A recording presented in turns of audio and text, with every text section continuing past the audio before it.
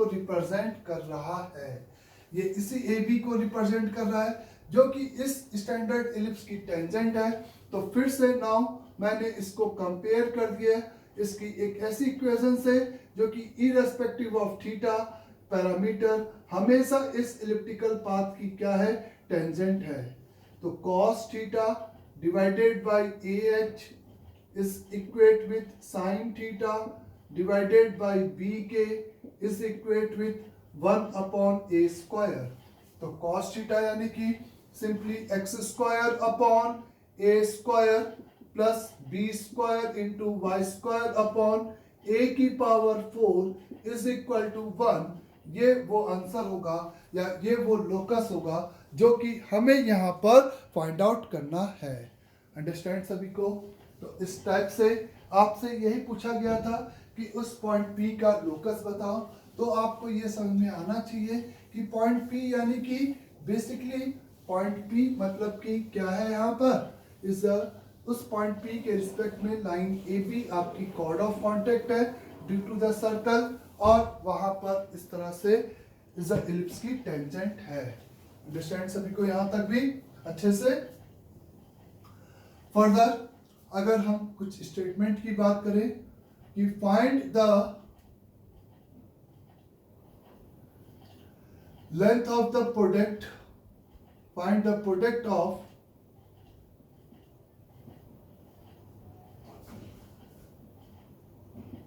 length of perpendiculars drawn from foci to any tangent of ellipse। Find the product of the length of the perpendiculars drawn from the foci to any tangent of ellipse। किसी भी ellipse की किसी भी tangent पर अगर हम उसके focus से परपेंडिकुलर की लेंथ का प्रोडक्ट निकालें तो वो प्रोडक्ट क्या होगा, ये हमें यहाँ पे फाइंड आउट करना है। चूंकि प्रोडक्ट का परपेंडिकुलर का लेंथ का प्रोडक्ट चाहिए, यानी कि ये इस बात से इंडिपेंडेंट होगा कि हम फिगर को कहाँ पे कंसिडर कर रहे हैं। मतलब मेरा कहना है कि एनी एलिप्स की बात है तो हम सिंपल लेट एज्यूम कि हमने उस एलिप्स को इस तरीके से कोऑर्डिनेट एक्सिस ऐसे डिफाइन किया जिससे कि ये स्टैंडर्ड एलिप्स में बदल गया। तो इस एलिप्स की इक्वेशन मैंने कंसीडर कर ली x square by a square plus y square by b square is equal to 1। मतलब पहले एलिप्टिकल पाथ था, मैंने कोऑर्डिनेट एक्सिस को ले जाकर ऐसी जगह पे रखा जिससे कि इसका इक्वेशन इस तरह से कंसीडर हो गया, और जिसके फोकस सिंपली यहाँ पर अपन ने ये भी कंसीडर कर रखा है a ग्रेटर देन p। तो किसी भी इलिप्टिकल पाथ के दो फोकस होंगे, उसी से हमें उस पे लेंथ ऑफ प्रोडक्ट का इस लेंथ ऑफ परपेंडिकुलर्स का क्या चाहिए, प्रोडक्ट चाहिए। S1 से एक परपेंडिकुलर डाला, S2 से दूसरा परपेंडिकुलर डाला, इसी P1 और P2 का हमें सेगमेंट का क्या चाहिए, मल्टीप्लिकेशन चाहिए। तो लेट अज्यूम कि एनी टेंजेंट है तो वेरिएबल टेंजेंट कंसीडर कर लिया। इस x अपॉन a का cos theta plus y upon b का sin theta is equal the 1। Let consider this variable tangent. x upon a का cos theta plus y upon b का sin theta is equal to 1 is मैंने वो variable tangent यहाँ पे consider कर लिया। S1 का कोऑर्डिनेट माइनस AE कॉमा 0 होगा और इसका कोऑर्डिनेट AE कॉमा सिंपली 0 होगा। तो P1 यानी कि first length of perpendicular from S1, तो वो आप ऐसे लिखोगे AE यानी कि E का cos theta 0 minus 1 upon under root over the cos square theta upon A square plus the sin square theta upon b square। इस पैरेलल में P2 डिफाइन करोगे बच्चे, P2 लिखोगे इस AE कॉमा 0 से इस आपका डिस्टेंस ये माइनस AE से लिखा था, इस E का cos theta minus 1 upon under root over is a cos square theta upon A square plus sine square theta upon B square. आपने ये P2 हो गया आपका। इसी का मल्टीप्लीकेशन चाहिए मेरे को, सिंपली इसी का multiplication P1 into P2 is equate with, सीधे अंडर रूट नीचे से हट जाएगा और ऊपर इज माइनस हटा दो तो a प्लस बी और a माइनस बी, यानी कि 1 minus e square into cos square theta का मॉड। और मॉड की जरूरत नहीं है क्योंकि ये डिफरेंस पॉजिटिव होगा, क्योंकि ये भी 0 से 1 और ये भी 0 से 1, तो अपॉन में यहाँ पर आपको मिलेगा b square cos square theta plus a square sine square theta, इस ऊपर चला जाएगा a square b square. E square की जगह पे आप क्या लिख सकते हो यहाँ पे, एज वी नो कि 1 minus e square into cos square theta, 1 minus b square upon ए स्क्वायर इंटू बोले 1 minus e square into cos square theta, ऐसे लिख सकते हो इसको, इस वाले ब्रैकेट को। 1 माइनस कॉस स्क्वायर थीटा यानी कि sine square theta plus b square by a square cos square theta, और एलसीएम लोगे तो a square into sine square theta plus b square into cos square theta divided by a square. ये सभी को समझ में आया। A square sine square theta plus b square cos square theta upon A square, इस bracket की value हो गई। और जब आप इसको पुट करोगे तो डिनोमिनेटर से मर जाएगा, ए स्क्वायर मर जाएगा, और ये P1 और P2 का जो प्रोडक्ट है, P1 और P2 का जो प्रोडक्ट है वो B स्क्वायर के बराबर हो जाएगा। तो ये statement irrespective of equation of ellipse आएगा। वहां पे B सेमी माइनर एक्सिस को क्या कर रहा है, रिप्रेजेंट करेगा। तो फाइंड की जगह पे अगर हम स्टेटमेंट लिखे, the length the product of, simply statement is the product of length of tangents, length of perpendicular from foci to any tangent of ellipse is equal to the किसके, b square, where b is semi minor axis. तो is a B, जहां पर ए greater than B लेके चला था, तो जहां पे बी आपका सेमी माइनर एक्सिस होगा। तो फाइंड द प्रोडक्ट निकालना था। इस तरीके से हम इस स्टेटमेंट को याद रखेंगे नेक्स्ट टाइम। तो सीधे इन दोनों का प्रोडक्ट की वैल्यू, इन दोनों के प्रोडक्ट की value is equal to the किसके बराबर हो जाएगा, बी स्क्वायर के बराबर होगा। ये हैज प्रूव्ड हो गया है। क्लियर यहां तक सभी को? आगे अगर मैंने आपसे कहा कि if find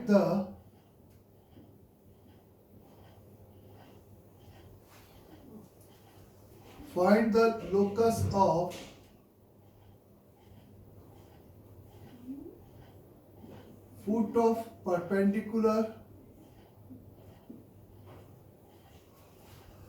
foot of perpendicular drawn from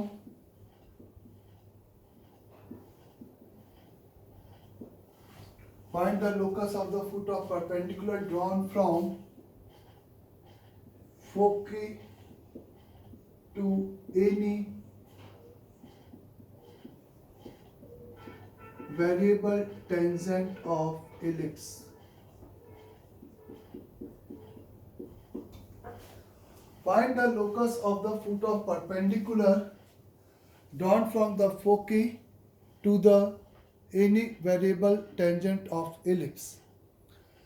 यानी कि एक इलिप्स की वेरिएबल टेंजेंट पे अगर हम फोकस से फुट ऑफ परपेंडिकुलर डालेंगे तो उस पॉइंट का लोकस क्या होगा वो हमें यहाँ पर डिस्क्राइब करना है।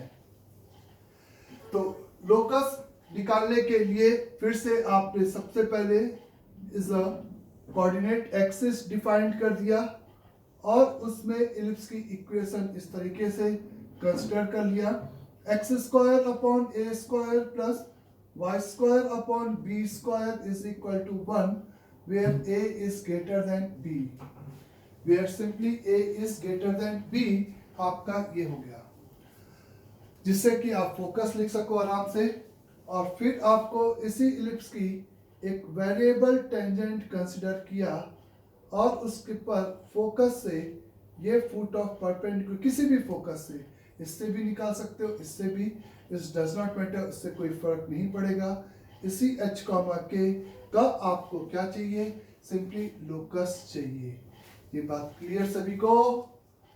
इस s का कोऑर्डिनेट तुमने यहाँ पर फोकस है तो माइनस ए कॉमा 0 हो गया, या ए मतलब minus under root over a square minus b square comma 0, ये भी तुम बोल सकते हो। वही ए की वैल्यू रखा है केवल ई की। नाउ इस पॉइंट का लोकस लिखने के लिए हम सिंपली यहाँ पर एच और के, तो इक्वेशन ऑफ टेंजेंट पे एच कॉमा के लाई करेगा, तो एक्स अपॉन ए का cos theta plus y upon b का sine theta is equal to the 1, ये इक्वेशन ऑफ टेंजेंट हो गई। उसको h कॉमा के सेटिस्फाइड करेगा, h अपॉन a का cos theta plus k upon b का sin theta is equal to the 1, ये equation 1 यहां पर फ्रेम हो गई।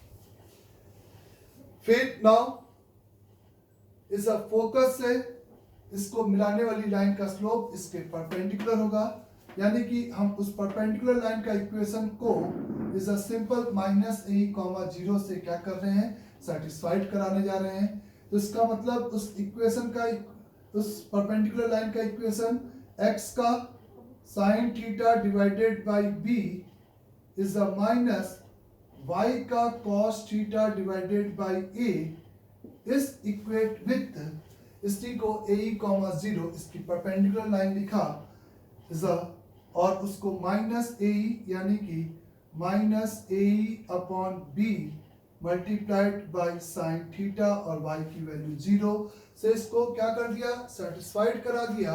और सिंपली इस इक्वेशन को h कॉमा के से फिर से सेटिस्फाइड कर दिया, तो h अपॉन b का साइन थीटा माइनस के अपॉन a का, बोलो ये परपेंडिकुलर लाइन की इक्वेशन, इसको भी h कॉमा के सेटिस्फाइड करेगा। इस cos theta is equate with a e minus upon b का साइन थीटा। अब आप समझो कि ये एक जुगाड़ आपको मैं दिखा रहा हूं, आपको कुल मिलाकर एक ऐसा इक्वेशन निकालना है जो कि किस पे डिपेंड करे, एच और के पे, यानी कि किससे इंडिपेंडेंट हो, थीटा से सिंपली इंडिपेंडेंट हो।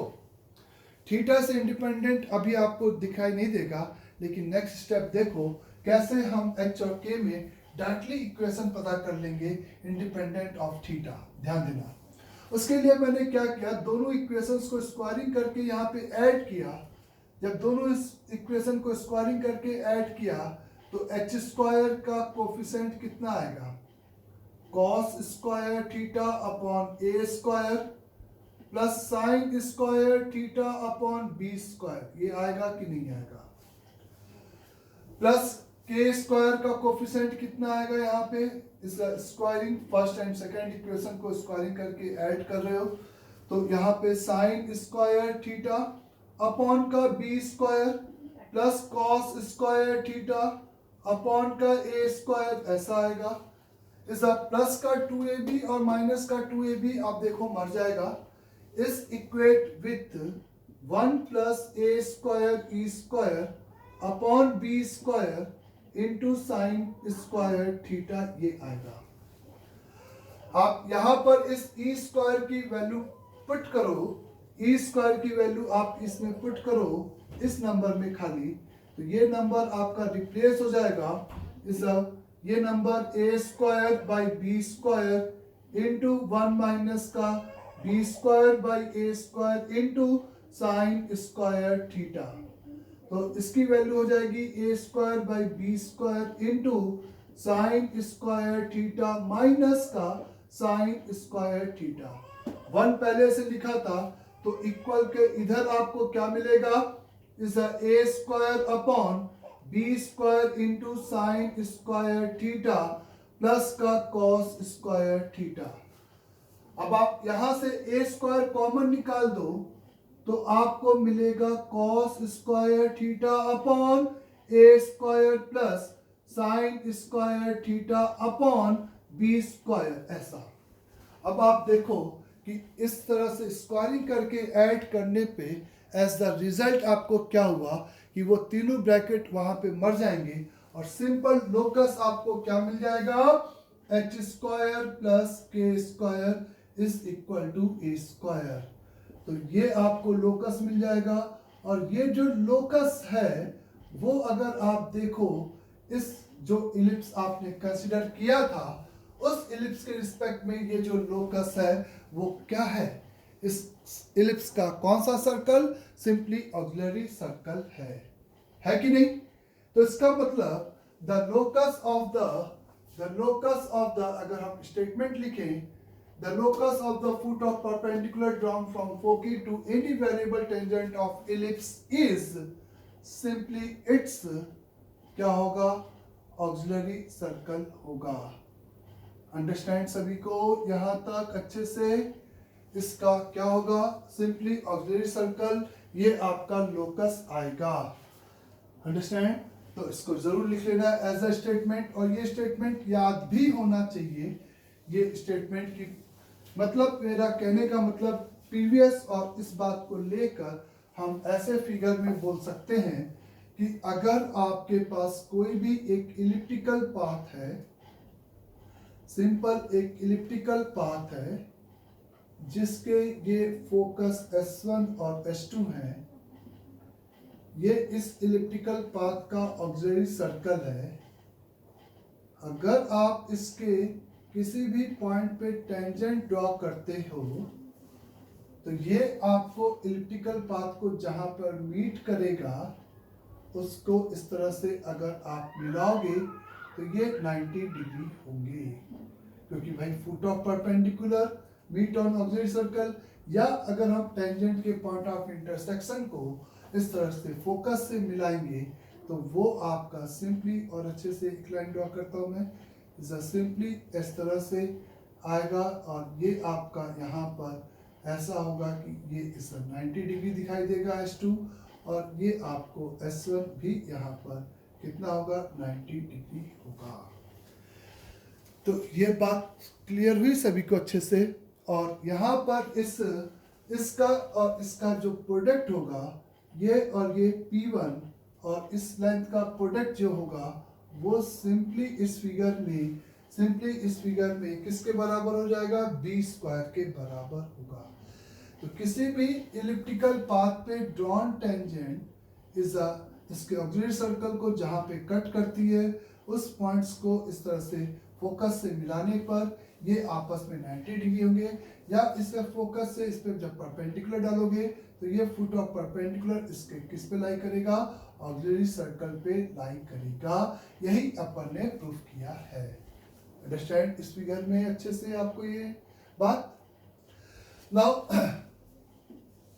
और P1 P2 का जो प्रोडक्ट है वो हमेशा किसके बराबर बच्चे, P1 P2 का value is always be equal to the simply b square के बराबर होगा। ये बात आपको ध्यान रखनी है। अंडरस्टैंड, जैसा कि आपको याद होगा इस पैराबोला के केस में क्या होता था कि किसी भी, अगर ये एक टेंजेंट है, ये इस इलिप्स की टेंजेंट है और ये इसका फोकस है, और जब हम इस फोकस से इस टेंजेंट पे परपेंडिकुलर डालते थे तो वो जो फुट ऑफ परपेंडिकुलर है वो उसके TAV यानी कि टेंजेंट एट ड्रॉन वर्टेक्स पर मीट करता था। उसी का पैरेलली यहाँ पर वो जो, अगर इस बार इलिप्टिकल पाथ पे जब हम फोकस से टेंजेंट पे फुट ऑफ परपेंडिकुलर डालेंगे तो वो उसके ऑक्सिलरी सर्कल को वहां पर मीट करेगा, या वो पॉइंट उसके ऑक्सिलरी सर्कल पे लाई करेगा। अंडरस्टैंड सभी को यहाँ तक अच्छे से। तो एक ये स्टेटमेंट हुआ करता था अपना स्टैंडर्ड फॉर्म। नाउ आगे the portion of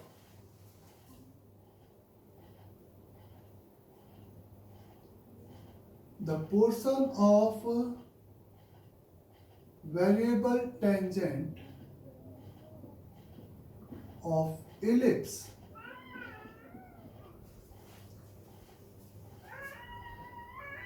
ellipse between point of contact and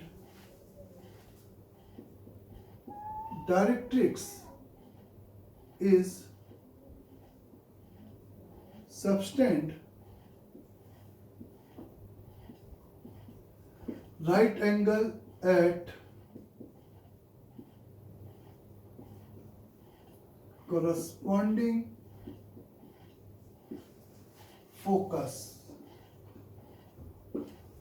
The portion of the variable tangent of the ellipse between the point of contact and directrix is subtend a right angle at the corresponding focus.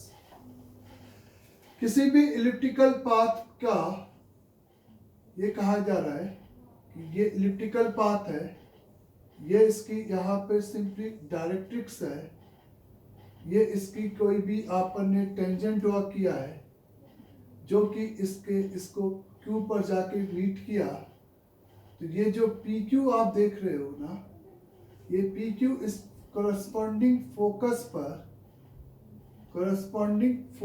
पर कितना angle subtend करेगा? Right angle subtend करेगा। एक variable tangent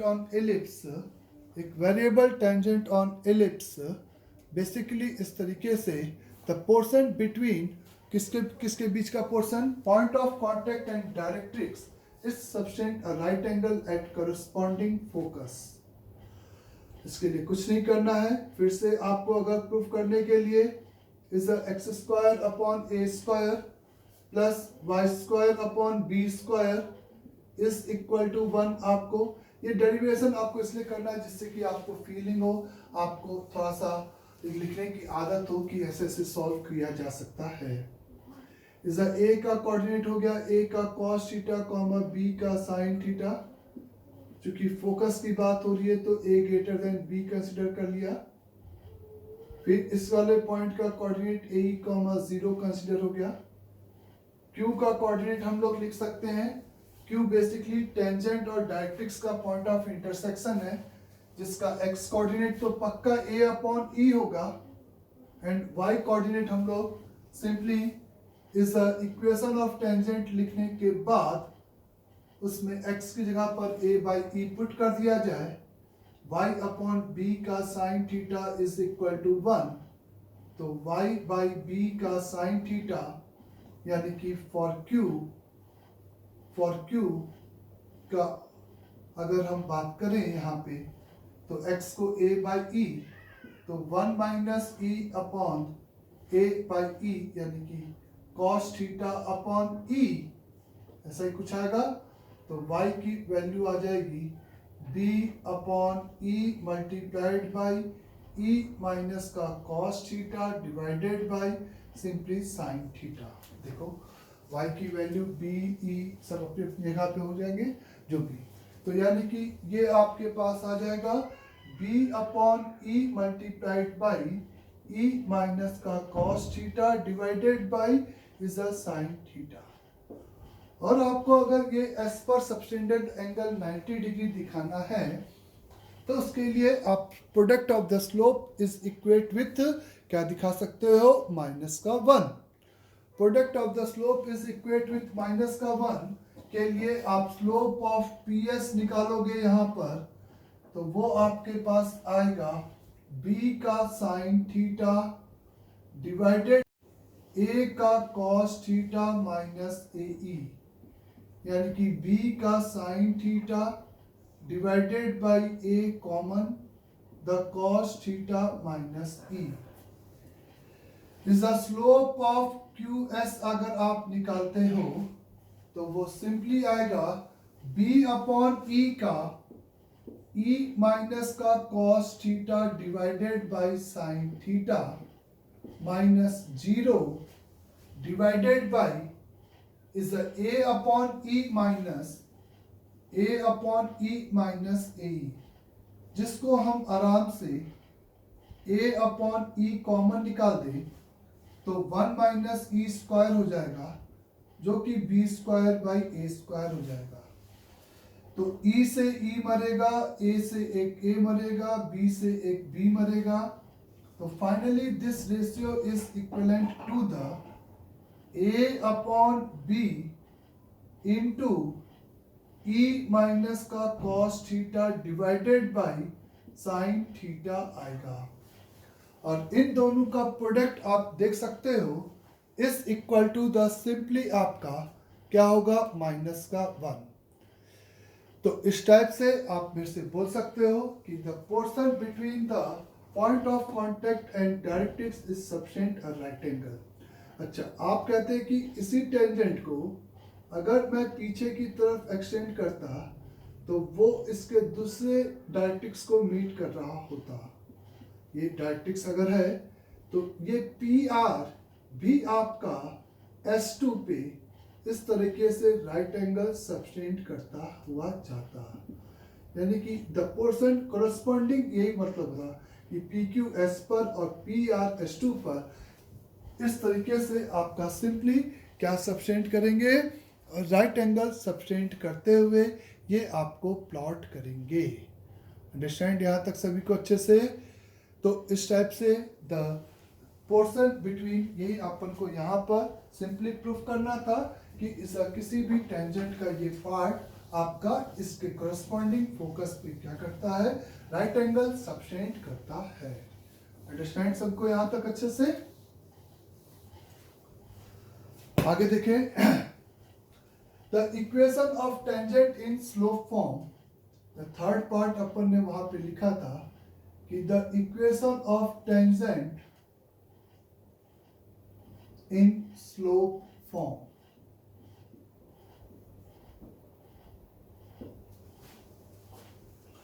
तो equation of tangent in the slope form की अगर हम यहाँ पे बात करें तो लेट अज्यूम सबसे पहले ऑफ इलिप्स, किस इलिप्स की बात कर रहे हो, is a x square upon A square is a plus y square upon B square is equal to 1। तो इस एलिप्स के लिए चाहे irrespective of a and b है, let assume the equation of tangent in slope form, let assume equation of tangent simply y is equal to mx plus c। भाई m उस line का slope है। अगर आप पहले फील करो कि गिवन स्लोप की लाइन, गिवन स्लोप की कितनी लाइन इस इलिप्टिकल पाथ की टेंजेंट होगी, गिवन स्लोप की। अगर स्लोप आपको गिवन है तो यानी कि वो लाइंस इस तरह से पैरेलल हो जाएंगी। तो इस तरह से अगर पैरेलल होंगी तो मैं सिंपली कह सकता हूं कि ऐसी दो लाइंस आपकी टेंजेंट होगी। तो गिवन m के करस्पॉन्डिंग दो C आपको मिलेंगे, C1 एंड C2। तो let assume the equation of tangent y is equal to mx plus c है, फर्स्ट पार्ट। फिर अगर आपकी ये सही में टेंजेंट है तो वही पुराना तरीका, या तो y को पुट करके d0 करो, या इस इक्वेशन को एक ऐसी इक्वेशन के साथ कंपेयर कर दो जो कि हमेशा इसकी टेंजेंट है। और वो टेंजेंट पैरामेट्रिक फॉर्म में आप ले सकते हो। तो x अपॉन a का cos theta is a plus y upon b का sine theta is equal to 1 and minus का mx plus y is equal to c। It's represent a same line. उसके लिए आप कह सकते हो the cos theta divided by minus का am is equate with the sine theta divided by b is equate with 1 upon c।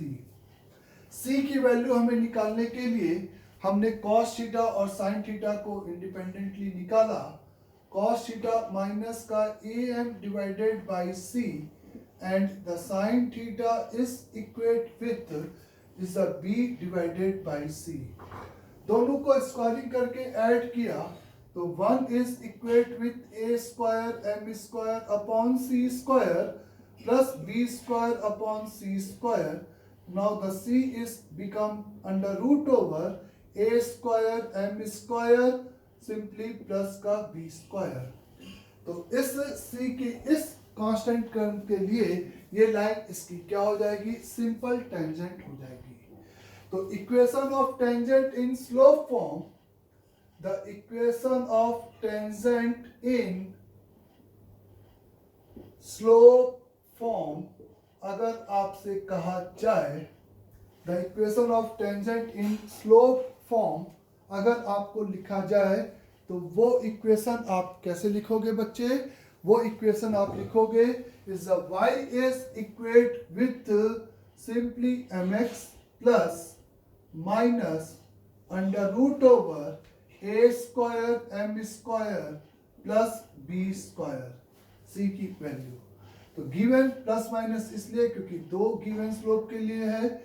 ये आपकी एक स्टैंडर्ड फॉर्म हो गई इन द स्लोप फॉर्म. और जहां पर ये भी एक पैरामेट्रिक फॉर्म भी आप इसको बोल सकते हो, जैसा कि x अपॉन a के cos theta plus y upon sine theta में थीटा पैरामीटर था, वैसे ही यहाँ पे m एक पैरामीटर है. हम m की कोई भी रियल वैल्यूज इस इक्वेशन में पुट करेंगे और जो लाइन की इक्वेशन हमें निकल के आएगा वो लाइन इस इलिप्स को हमेशा यहाँ पर क्या करेगा, टच करेगा. अंडरस्टैंड सभी को यहाँ तक अच्छे से. अगर आप कहते हो कि इफ द सिंपली, और इसका जो पॉइंट ऑफ कांटेक्ट होगा वो अगर अपन बात करें, इसका पॉइंट ऑफ कांटेक्ट a का cos थीटा b का sin थीटा, यानी कि point of contact minus a square m upon c comma b square by c होगा. a का cos थीटा और b का sin theta point of contact, और c की वैल्यू वही जो आपको निकालनी है. आपको ये वाला लेना है तो ये c की वैल्यू के लिए एक आएगा और दूसरा. अब वो आप स्लोप को देखते हुए भी आराम से वेरीफाइड कर सकते हो कि वो पॉइंट कहाँ पर होगा. तो simply y is equal to mx plus minus under root over a square m square plus b square will be the equation of tangent in the slope form of an ellipse x square upon a square plus y square upon b square is equal to 1. For irrespective of value of m, this equation मेरा कहना है is always be tangent to the this ellipse for all values of m, where m is से भी parameter और वो parameter इस बार slope of line है.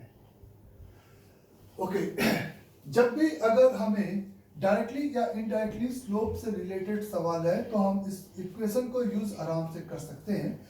भले ये पॉइंट ऑफ कांटेक्ट हमें जनरली भूल जाते हैं, लेकिन अगर point of contact of tangent निकालना भी है तो उसको आप आराम से निकाल सकते हो. उसके लिए आप उस इक्वेशन को x अपॉन a का cos थीटा